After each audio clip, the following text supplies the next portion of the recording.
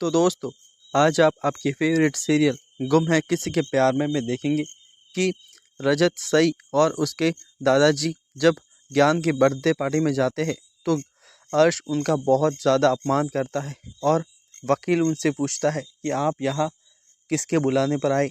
तो रजत कहता है कि मैं मेरे बेटे ज्ञान के बुलाने पर आया, उसने ही मुझे अपने बर्थडे पार्टी में इनवाइट किया था।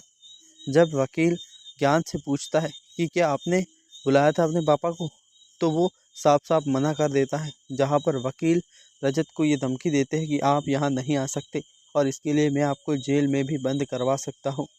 यहाँ रजत के पापा कहते हैं कि चल रजत बेटा, हमारा जितना अपमान होना था हो गया है, और वो सई को लेकर अपने घर चले जाते हैं। रास्ते में सई कहती है कि पापा हमने कुछ खाया नहीं, मुझे भूख लगी है।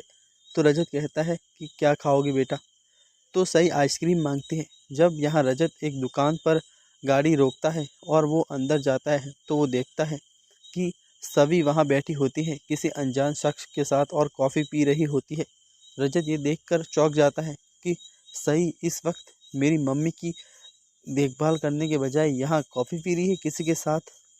रजत यहाँ घर चला जाता है जहाँ पर उसकी मम्मी की तबीयत और ज़्यादा बिगड़ गई थी, तो वहाँ कोई भी नहीं था। तो रजत को बहुत ज़्यादा गुस्सा आता है कि सभी मेरी माँ को छोड़कर घूमने चली गई। जब सभी आती है तो रजत उससे बहुत बदसलूकी से पूछता है कि तुम कहाँ थी और किसके साथ अय्याशियाँ लड़ा रही थी।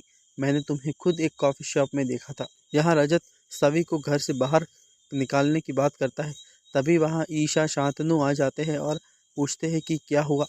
तो रजत उन्हें सब बताता है कि मैंने इसको किसी कैफ़े में किसी और के साथ देखा और ये अब बता नहीं रही है कि ये वहाँ क्या कर रही थी।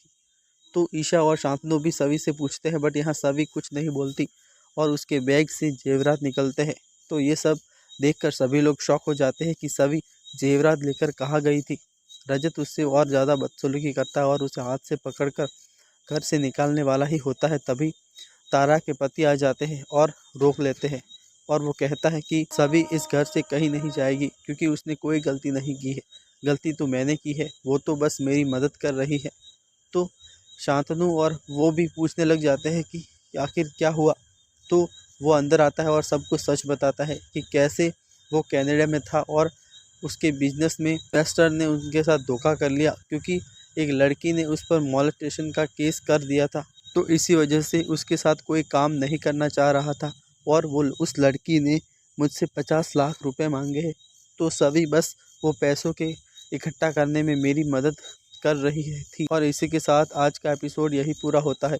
आगे के एपिसोड जानने के लिए चैनल को सब्सक्राइब ज़रूर करें। मिलते हैं नेक्स्ट वीडियो में।